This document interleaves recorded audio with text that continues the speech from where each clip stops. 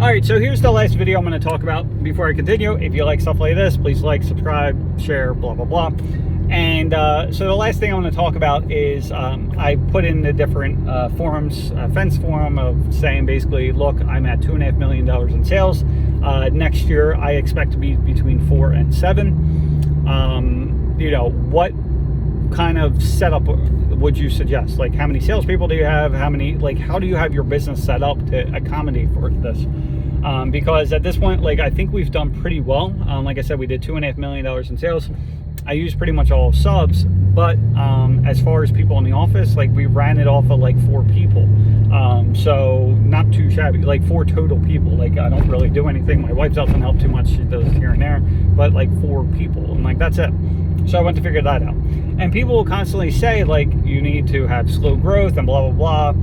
And like, while I agree to that to an extent, we've also put in the backside, you know, behind the scenes, where we've drastically improved all the operation systems we have in place and everything else.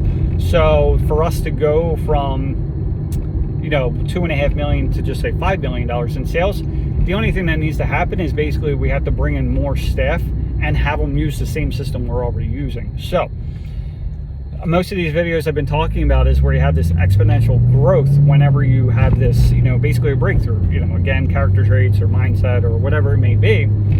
And as long as you have the systems in place to basically replicate everything over and over again, kind of like think like a McDonald's, like they just do the same thing over and over and over. And I think this is where it's helped me, because I used to work for there, is as long as you have the things set up in place, do not be afraid to grow your sales. You may not want to go from $2.5 million to $5 million, because that's like, it's not super ideal.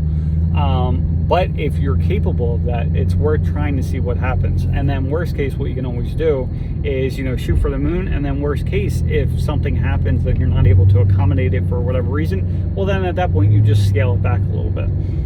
So if you're doing a shit ton of advertising, you realize that there's too much demand and whatever, then drop the advertising off.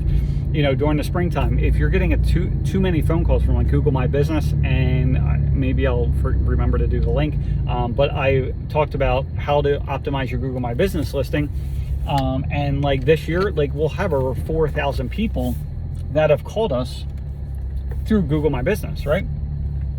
So what you can do, like anything else, is you can actually move stuff around. Like what we do in the springtime when it's really busy is we will actually change our answering machine, so that way they literally can't talk to us until they use like the My Salesman tool or something like that.